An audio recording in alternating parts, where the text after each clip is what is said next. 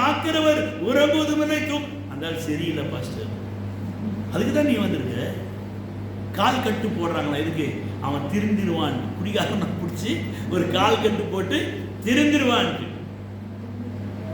அப்போ ஸ்திரீகள் உங்கள்கிட்ட ஒரு விசேஷித்த பலன் உண்டு. தேவனுடைய பிள்ளைகளே, கர்த்தர் உங்களை பலவான்களுக்கு பலசாலியாக மாற்றிருக்கிறார். ஆமென்.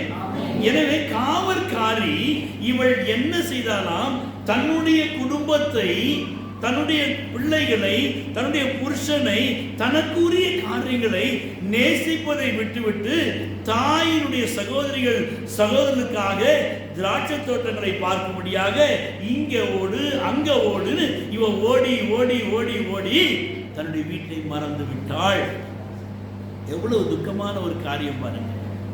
இன்னைக்கு அநேக ஸ்திரீகளுடைய வாழ்க்கையிலே இப்படிப்பட்ட காரியங்கள் தான் நடந்து கொண்டிருக்கிறது. சொந்த குடும்பத்தை பார்ப்பதை விட்டுவிட்டு தாய் வீட்டுக்கு தாய் வீட்டுக்கு தாய் வீட்டுக்கு.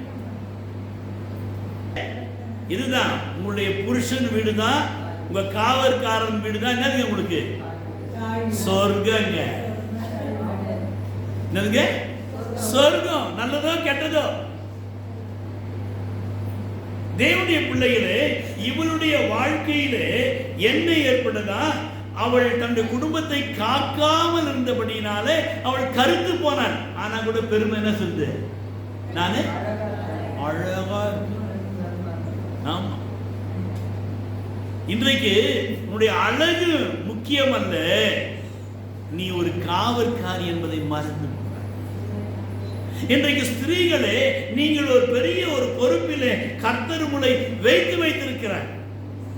இந்த காவற்காரனாகிய அந்த எக்காயினுடைய கரத்திலே இந்த எஸ்தர் அடங்கி இருந்தாள். அவளுடைய வாழ்க்கையிலே முதலாவது அவள் மொர்தெகாயினுடைய கரத்திலே அவள் அடங்கி இருந்தாள். மொர்தெகாயுடைய வார்த்தைக்கு அவள் கீழ்ப்படிந்து அவள் வாழ்ந்து கொண்டிருந்தாள். இப்பொழுது மொர்தெகாய் இந்த எஸ்தரை எக்காயினுடைய கரங்களை ஒப்பு கொடுக்கின்ற வேளையிலே எக்காயினுடைய பார்வையிலே அவள் நன்றாக இருந்தாள் என்று பார்க்கின்றோம். எனவே இவள் அங்கு அந்த காவற்காரனிடத்திலே இருக்கின்ற வேளையிலே இவளும் காவல்காரியாக மாறுகின்றாள். ஏனென்றால் தான் வந்த நிலைமை ஒரு அடிமையின் குடும்பம், தள்ளப்பட்டவர்கள் இஸ்ரவேலர். இந்த தள்ளப்பட்ட ஸ்தானத்தில் இருந்து இந்த எஸ்தர் வந்தபடியினாலே அவளுக்குள்ளாக பெருமை இல்லை, அவளுக்குள்ளாக அழகு இருந்தது, சௌந்தரியம் இருந்தது, அனைத்தும் இருந்த வேளையிலும் கூட அவளுக்குள்ளாக பெருமை இல்லை, தன்னை தாழ்த்தினாள் என்று பார்க்கின்றோம். எனவே அங்கு எக்காயினுடைய கண்களிலே அவளுக்கு தயவு கிடைத்தது.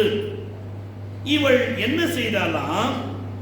எஸ்தர் புஸ்தகம் 2ஆம் அதிகாரம் 22வது வசனத்தில் வாசிக்கலாம். The book of Esther chapter 2 verse number 22. இந்த காரியம் மொர்தெகாய்க்கு தெரிய வந்ததினாலே அதை தன் அந்த ராஜாத்தியாகிய எஸ்தருக்கு அறிவித்தான் என்று சொல்லி பாருங்க. அப்போ முதலாவது இந்த தகப்பன் என்ன செய்கிறான்? எந்த ஒரு காரியத்தையும் தன்னுடைய மகனிடத்தில் பகிர்ந்து கொள்ளுகிறான்.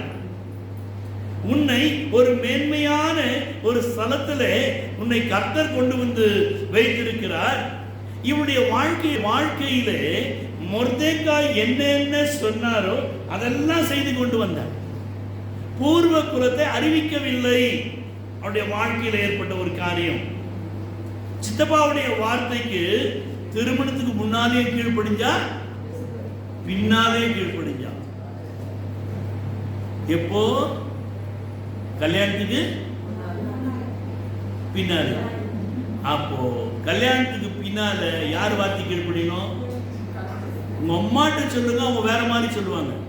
உங்க அப்பாட்ட சொல்லுங்க, அட்ஜஸ்ட்மெண்ட்